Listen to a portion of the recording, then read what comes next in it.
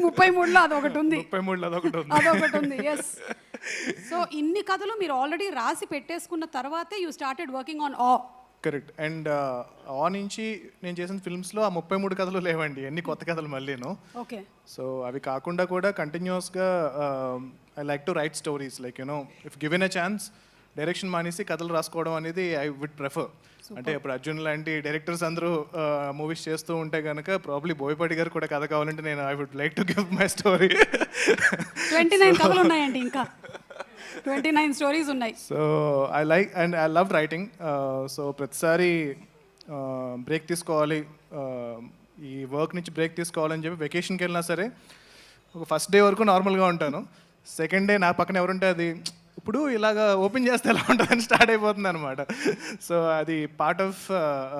ఇది ఎప్పుడు స్టార్ట్ అయింది మీకు? ఏ ఏజ్లో ఈ కథలు మీరు చెప్పడం అనేది? ఇంట్లో చెప్పడం మొదలు పెట్టారా లేకపోతే? లేదండి, ఇంట్లో ఎప్పుడు లేదు. మామూలుగా ఇంజనీరింగ్ చదివేటప్పుడు గుర్తుపెట్టుకోవడానికి I'm very studious, I was very studious. And subjects గుర్తుపెట్టుకోవడానికి ఒక కథల రూపంలో దాన్ని కన్వర్ట్ చేసేవాడిని. బ్రిలియంట్. సో అది అలవాటు అయిపోయింది అలాగా. అండ్ మా ఫ్రెండ్స్కి కూడా ఎగ్జామ్కి వెళ్ళే ముందు 1 డే ముందు మొత్తం సబ్జెక్ట్ అంతా కూడా, ఈవెన్ న్యూరల్ నెట్వర్క్స్ని కూడా నేను అరుంధతి సినిమాతో అసోసియేట్ చేసి చెప్పేవాడిని.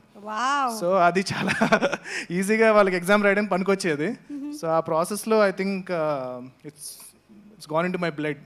జస్ట్ ఊరికే మాకు ఒక చిన్న ప్రోమో లాగా అరుంధతి సినిమాని మీరు ఈ న్యూరల్ నెట్వర్క్స్ కి ఎలా లింక్ చేశారో ఐ జస్ట్ వెరీ క్యూరియస్. ఇప్పుడు గుర్తులేదని మర్చిపోయాను, ఆ కనెక్షన్ మాత్రం గుర్తుంది. ప్రాబ్లమ్ నాతో చదువుకున్న వాళ్ళు ఎవరైనా గుర్తుండి ఉంటుంది వాళ్ళకి. ఓకే, సో ఇలా కూడా గుర్తుపెట్టుకోవచ్చు. ఈరోజు స్టూడెంట్స్ చాలా మంది చూస్తున్నారు. You can also remember your subjects like this very easily. I teach మనం ఒక చిన్న ఇంటర్వ్యూ చేసి టీచ్ చేద్దాం. ఓకే, జై హనుమాన్ ప్రమోషన్స్ అప్పుడు ఈ పని చేసేద్దాం మనం ఫస్ట్. ఈలోపు చదువుకునే వాళ్ళు చదువుకోండి. Okay, please.